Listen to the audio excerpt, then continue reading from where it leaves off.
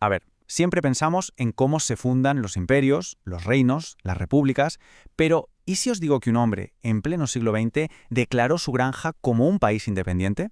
Y lo más increíble es que durante casi 50 años nadie pudo hacer nada para detenerlo.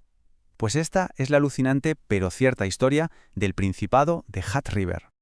La pregunta suena a chiste, ¿verdad? ¿Puede una sola persona levantarse un día y declarar su granja un país soberano?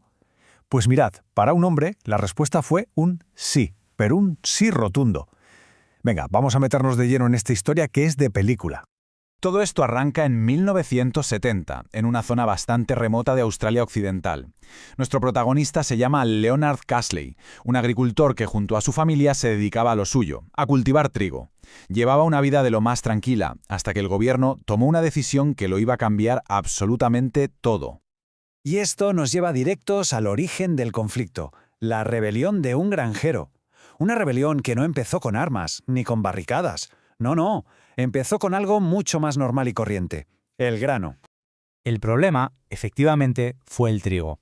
Resulta que ese año al gobierno australiano se le ocurrió imponer unas cuotas de producción súper estrictas. Básicamente le decían a Casley la cantidad de trigo que podía vender. Y era ridícula.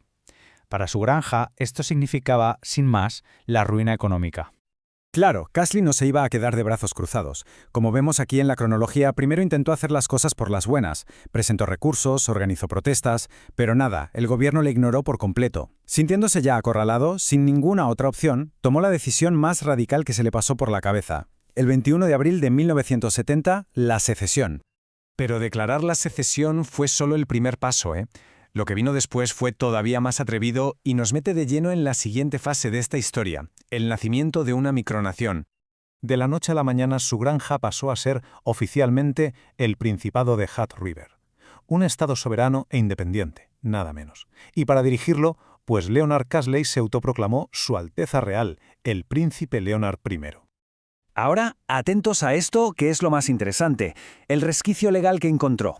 Casley se agarró a una ley que, según él, decía que si el gobierno no respondía a su declaración de independencia en un plazo de tiempo concreto, la secesión se consideraba, por así decirlo, válida. Y el gobierno, pues, no respondió. Aquí está el punto clave. El príncipe Leonard se lo tomó muy en serio. Para que su nueva nación pareciera real, creó todos los símbolos que hacían falta. Una bandera, un himno e incluso empezó a emitir sus propios pasaportes, sellos y su propia moneda. Si hasta llegó a enviar cartas diplomáticas a otros países. A ver, crear una nación es una cosa, pero mantenerla viva, eso es otro cantar. Y aquí es donde la historia se vuelve de verdad increíble. Su duración. No fue cosa de un día ni de un mes. Estamos hablando de 50 años de independencia. Casi medio siglo. Ahí es nada. El Principado de Hat River existió en una especie de limbo legal. El gobierno australiano, que es lo más sorprendente, decidió no intervenir. Lo trataron como si fuera una excentricidad inofensiva. Pensaron que la cosa se desinflaría sola. Pues se equivocaron. Y la pregunta del millón es, ¿cómo se mantenía a flote este pequeño país? Pues con el turismo. Se convirtió en una atracción súper popular. Miles de personas de todo el mundo iban a la granja para que les sellaran el pasaporte y para comprar la moneda de Hat River como recuerdo. Pero claro, la situación no podía durar para siempre. Y esto lo ilustra a la perfección. El conflicto final. Los impuestos. El príncipe Leonard decía, somos una nación soberana, no tenemos por qué pagar impuestos australianos. La Oficina de Impuestos de Australia, como es lógico, decía, perdona, pero sois ciudadanos australianos y tenéis deudas que pagar. Un choque de trenes en toda regla.